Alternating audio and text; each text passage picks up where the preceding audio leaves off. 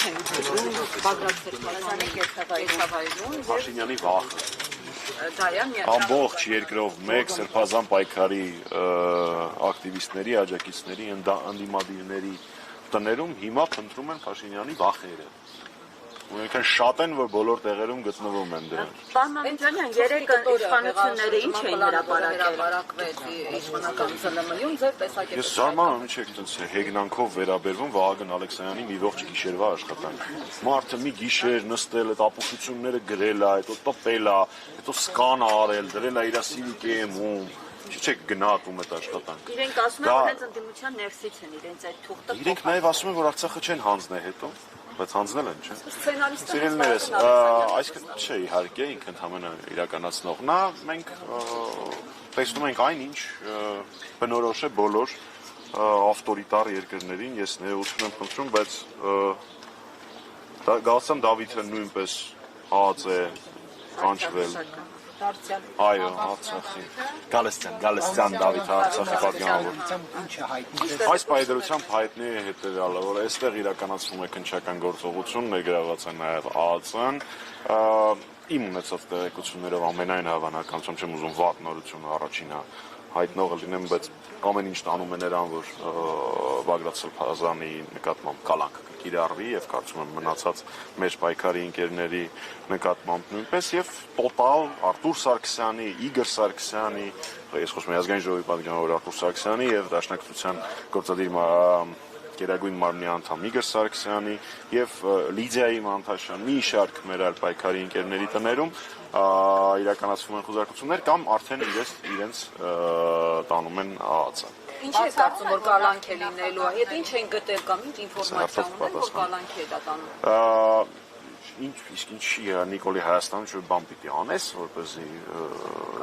կալանավորվես։ Պիտի հայրենասեր լինես, պիտի քո արժեքների համար պայքարես, այս բոլոր նշած մարդիկ այդ ամենը անում են։ Չէ, ես Նիկոլի Հայաստանում ոչինչ չեմ բացառում։ Ինչ եք բացառում, որ եւ Սերժ Սարգսյանին եւ Ռոբերտ Քոչարյանին կարող են տանել կալանք։ Ես չեմ բացառում, որ Հայաստանի Հանրապետության բոլոր հայրենասերներին ինքը փորձել է կալանք տանել, բայց մեր բոլոր պայքարի ընկերների ու մեր բոլոր հայրենակիցների համար Հայաստանում այդքան բերդ չկա, որ բոլոր հայրենասերներին կարողանան եթե հարցնում եք ինձ որպես մեր ուժի անդամ, չէ, մենք ամեն կերպ կպայքարենք եւ այս տարիների ընթացքում բոլոր նրանց հետ ում հետ պայքարի մեջ ենք եղել, իմ կարծիքով իրենց սա ոչ կվախեցնի, ոչ էլ կկանի։ Պարոն Մամիկյանյան, սա կարող է դառնալ տրիգեր, մեկ վարքյան, կարող է դառնալ տրիգեր Կներեցեք մեկ վարքյան, կարող է դառնալ տրիգեր հանրային գեներացիայի համար նոր ընդդիմադիր շարժման համար։ Գիտեք, ես հիմա ձեզ եմ դիմում եւ մեր հայրենակիցներին, էլ ինչ տրիգեր ամես պետք։ Արցախը հանձնել է, մեր երկրում ադրբեջանցիները արդեն մի քանի տարի է մեր սուվերեն տարածքում են 21 թվականից մինչև այսօր։ Միջնորդը Ադրբեջանի հետ հարաբերությունների Թուրքիան է, կաթողիկոսի վրա եւ եկեղեցու վրա արշավ է սկսում։ Էլ ինչ տրիգեր։ Ես իրոք այդ տրիգեր բառի իմաստը արդեն չեմ ասում, նայեք ջան մի վարքան պատասխան այստեղ հարցին ու կորզած։ Կոմիտեի հայտարարության վերաբերյալ ասում եք 25 թվականից սկսած 1000-ից ավել անձ եք ներգրավել, որպեսզի ահաբեկչություն դիմություն։ Եք, ես էլ եմ անցնում։ Տարբերություն չկա։ Ընդդիմադիր գործունեություն ծավալող յուրաքանչյուր քաղաքացի պոտենցիալ քաղաքաբանտարկյալ է, այնպես որ ես չեմ զարմանում ձեր ձևակերպումից։ Երբևէ 7 տարիների ընթացքում որևէ հակաօրինական կամ հակասահմանադրական գործողության մասին որևէ քննարկում չեմ լսել, սրբազան պայքարը ներառյալ։ Լսում եմ Նարեկ ջան, եթե հարցում եք։ Պարոն Մամիկյանյան, այդ հաղորդագրությունը քննչական կոմիտեի, որ առավոտյան տարածվել է, ծանոթ եք։ Դուք բացառում եք, որ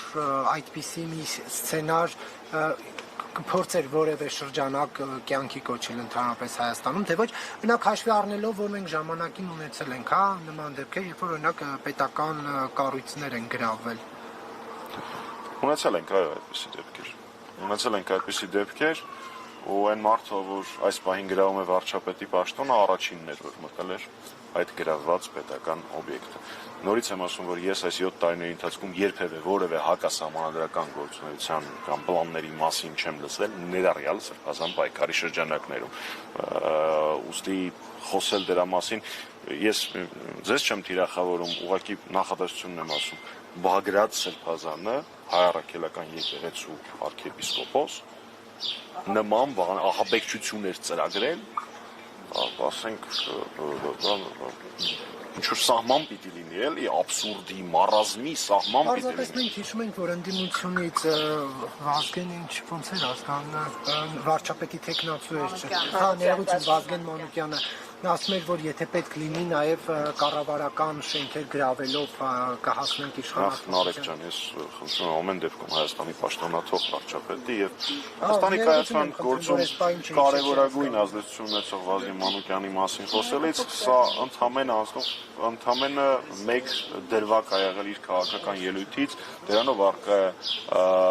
դատական գործ, որը եթե չեմ սխալվում, արդեն ավարտին է մոտենում, այնպես որ բացարձակ ելույթի ժամանակ հնչեցված որևէ կոչ չպարունակող, որևէ հակա իրավական գործունեություն չպարունակող հայտարարությունները խնդրում եմ չվերագրել